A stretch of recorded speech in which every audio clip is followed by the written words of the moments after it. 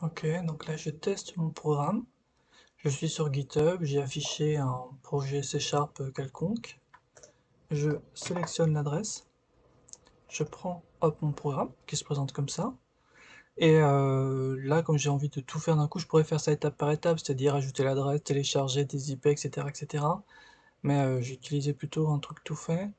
Voilà, numéro 14, qui permet de tout faire d'un coup, de l'URL GitHub jusqu'à l'ouverture du rapport. Donc hop, je colle l'adresse GitHub. Ça a terminé de télécharger.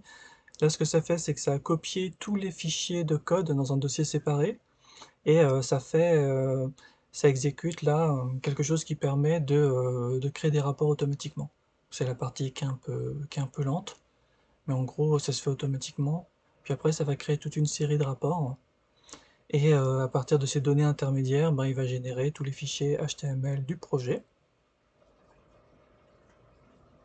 Hop, voilà, donc là, ça y est, il est en train de générer ça, avec une technologie qui s'appelle Razor.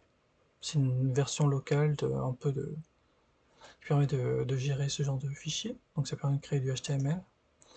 Donc voilà le rapport. Donc ça, c'est le projet en question. Ça, c'est différentes statistiques de base du style, il y a un fichier solution, il y a, euh, il y a un fichier, par exemple, CSProj qui n'a pas de parent, où ça permet de trouver quelques problèmes déjà. Donc on peut voir que c'est un fichier CSProj, enfin des fichiers de projet qui partagent ici hop, il y a deux fichiers de projet qui partagent toute une série de fichiers de code. Donc faut faire attention. Ça c'est assez utile parce que parfois on se retrouve avec des fichiers de code qui sont mélangés dans différents projets et c'est pas forcément des bonnes pratiques, hein. Et il y a aussi un fichier CS, donc un fichier de code qui a plusieurs classes à l'intérieur. Ça c'est pas très grave. D'ailleurs les problèmes ici sont indiqués en orange, c'est des problèmes pas très graves. Si y a des problèmes super graves, c'est indiqué en rouge. Donc les statistiques du code, donc 1636 lignes de code source avec 460 lignes exécutables. Il y a en tout donc un fichier solution, deux fichiers de projet et 46 fichiers de code. Normalement, c'est les fichiers de code uniques, hein. Donc il y a 54 classes, 190 fonctions et une qualité moyenne de 68,88, ce qui est bien. Donc moi, quand c'est bien, c'est affiché dans cette couleur-là, sinon il y a d'autres critères de couleur. Alors ça, c'est la représentation physique du code, donc avec les différents dossiers. Donc par exemple, ça c'est un dossier avec pas beaucoup de code, enfin les fichiers sont pas très gros. Ici, c'est donc un fichier où il y a pas mal de problèmes, en tout cas une qualité qui est déjà un peu bof. Ça c'est catastrophique, c'est entièrement rouge. Ici c'est très bien, mais ça c'est sûrement des choses qui sont des définitions extrêmement courtes, donc c'est facile d'avoir des bons scores. Et là ici on a des petits fichiers. Je précise que c'est un projet que j'ai pris totalement au hasard, hein, donc je sais absolument pas quels sont les résultats. En ce qui concerne les fichiers eux-mêmes, alors il y a un fichier qui est beaucoup plus gros que les autres, qui fait 600 lignes. Donc ça c'est l'affichage. Alors il y a donc un fichier qui fait 600 lignes, et donc c'est pour afficher les contenus globaux. Donc ce qui est bleu c'est le code, ce qui est vert c'est les commentaires, et ce qui est gris c'est les lignes blanches. Pourquoi je fais ça? Parce que parfois il y a des gens qui ont des fichiers extrêmement gros, mais genre il n'y a que des commentaires. Mais s'il y a 600 lignes de commentaires, c'est rien quoi. Tandis que si ça a 600 lignes de code, bah là au contraire, justement, ça veut dire qu'il y a pas mal de choses importantes dedans. Donc ça, c'est une représentation qui me permet de voir facilement quand il y a un fichier qui est beaucoup trop gros. Moi, quand je travaille sur ce genre de projet, généralement, je prends le fichier et je le découpe, je le sous-découpe dans dans plusieurs fichiers plus petits. Alors, la solution. Donc, il y a un fichier de solution qui est donc d'une qualité entre 60 et 69. Et donc, il n'y a pas grand-chose à dire ici. Fichier CSProj, pareil, pas grand-chose à dire. Voilà, j'ai plutôt parlé ici des namespaces. Donc il y a deux namespaces, donc il y en a un qui est quand même assez gros, qui fait plusieurs centaines de lignes. Moi je préfère des namespaces qui sont plus petits, même si selon les projets on n'a pas forcément le choix. Les classes, donc en termes de nombre de classes, il y a pas mal de classes qui sont donc d'excellente qualité, qualité maximale. Et ça c'est la représentation en termes de nombre de lignes. Donc là par exemple il y a une seule classe, mais elle fait 70 lignes. Là il y a une seule classe, il y a 124 lignes en tout. Là il y a 4 classes, mais il n'y a que 23 lignes en tout. Donc la représentation par nombre de classes et par quantité de code, c'est assez utile. Donc je dirais que c'est la quantité de code qui compte vraiment, qui permet de voir quelle quantité de code de quelle qualité est présente. Et ça, c'est un peu c'est une autre représentation qui permet de montrer la taille des classes. Donc évidemment, des classes qui sont super longues, elles seraient tout à droite et en rouge, tandis que des classes qui sont de bonne qualité sont plutôt, enfin pas de bonne qualité, qui sont de quantité assez courte, elles sont plutôt là. Évidemment, il vaut mieux faire du code de bonne qualité et court, c'est beaucoup plus facile à maintenir. Les méthodes, c'est un peu la même chose. Donc là, il y a 120 méthodes, beaucoup de lignes de bonne qualité. Et par contre, ici, on peut voir qu'il y a une méthode qui est beaucoup trop longue. D'ailleurs, cette méthode qui est trop longue, elle est aussi de mauvaise qualité. On voit que c'est celle-là. Donc, qualité de 32, c'est vraiment mauvais, hein. C'est ici. Et elle est beaucoup trop longue. Donc, ça veut dire quoi? Ça veut dire que, par exemple, cette fonction-là, il faut la découper. Il faut faire, par exemple, deux fonctions d'une trentaine de lignes pour déjà mieux travailler, mieux découper, puis après ça, faire différentes qualités. Hop. Voilà, bah, j'ai terminé en montrant un peu un rapport pour un autre projet. Alors pour ça, qu'est-ce que je peux faire? Je peux recommencer l'opération non pas à partir d'une adresse GitHub, mais à partir de n'importe quoi.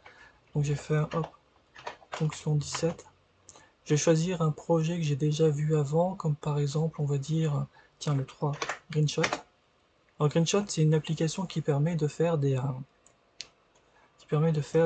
captures d'écran. Je l'ai ici, et il se trouve qu'elle est écrite en C#, donc je l'ai appris comme ça par hasard, donc le programme est compatible. Le programme marche aussi bien avec marche avec tous les projets C#, à partir du moment où ils respectent à partir du moment où ils ont des fichiers Visual Studio, donc fichiers solutions, SLN, CSproj, etc. Voilà, là il écrit tout le rapport. Je peux me souvenir qu'il y a pas mal de projets dans celui-là. Hop. Et voilà. Donc là par exemple, la structure est beaucoup plus propre. Il y a juste donc des fichiers CS qui ont plusieurs classes dans un seul fichier, ce qui n'est pas très indiqué mais pas très grave. Qualité globale 50,97. Donc 50, l'autre en comparaison, on avait une qualité. Hop, il y avait une qualité de 68, là une qualité de 50, c'est vraiment mauvais.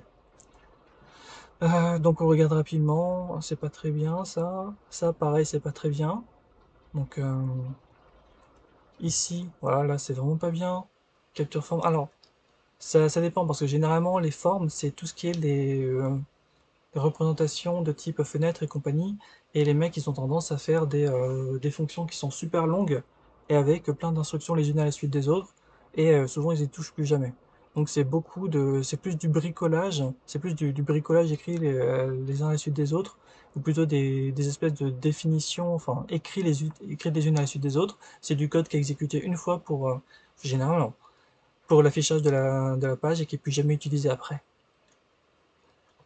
Voilà, donc on remarque qu'il y a pas mal fichiers formes qui sont assez mauvais. Ça par contre, capture helper, je ferai attention. Pareil, print helper, ça pareil, c'est une forme. Forme designer, forme designer, forme designer, forme designer. Là, je m'interroge, est-ce qu'il faut justement pas que je classifie de façon différente les fichiers formes, ou plutôt que je laisse à l'utilisateur la possibilité de dire non, c'est un faux positif, ou non, au contraire, bam, il faut corriger quelque chose. Exporteur, etc. Clipboard helper. Donc on voit qu'il y a quand même pas mal de fichiers qu'il faut regarder. Là, par exemple, inifile, config, value, etc. Il y a sûrement des choses à revoir. Puis de toute façon, si jamais ils ont tendance, les mecs, à mettre 500 lignes de déclaration de configuration, il vaudrait mieux avoir un fichier de configuration qui gère tout ça, plutôt que d'écrire des informations dures dans le code. Ça permet aussi de trouver ce genre de problème. Donc ici, on peut voir qu'il y a il y a des fichiers qui font 2200 lignes, des fichiers qui font une ligne, enfin, des fichiers qui font pas une ligne, 2000 lignes. D'ailleurs, je peux les classer ici, hop. Total 2000 lignes, 2000 lignes, 1700 lignes, 1600, 1600, 1400. Donc il y a beaucoup de fichiers qui sont beaucoup trop gros. C'est pas normal d'avoir des fichiers qui font 2000 lignes. Donc, un fichier solution. On a plusieurs CSproj. Donc là, on voit qu'en termes de qualité, c'est beaucoup plus bas. Mais comme je dis, ça dépend évidemment de ce qu'ils ont utilisé, leur façon de travailler. Là, il y a un projet. Alors ici, c'est les projets qui sont d'une taille raisonnable. parce que la taille est raisonnable. Ah, donc on a des projets qui sont tout à gauche qui font 200 lignes, 300 lignes, 400 lignes, et puis sinon on a un projet qui fait 21 000 lignes. Alors, plus de 20 000 lignes pour un projet, non, c'est beaucoup trop gros. Les namespaces, pareil, on peut voir qu'il y a des priorités sur les choses à revoir ici. Les classes, bah là on voit qu'il y a beaucoup de classes qui ont donc de bonne qualité, mais en réalité qui sont ultra courtes, donc en termes de quantité de code ça fait relativement peu. Hop, les méthodes pareil, beaucoup de bonnes méthodes, mais en termes de quantité de code c'est beaucoup moins. Et sinon bah, on peut voir de façon générale la pyramide de qualité, qui donc met une qualité aux alentours de 50 à peu près.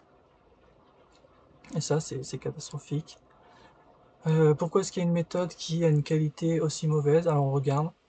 Donc voilà, ça c'est le truc classique. Donc image editor form initialize component, c'est qu'est-ce que c'est? C'est pour c'est une forme, ça concerne une forme, donc ça concerne une fenêtre. Initialize component, ben, c'est pour déclarer donc ce qu'il y a dans la fenêtre, et on peut voir qu'il y a plus de 1000 lignes de code exécutable, donc il y a 1795, donc quasiment 1800 lignes de code source rien que pour déclarer la fenêtre.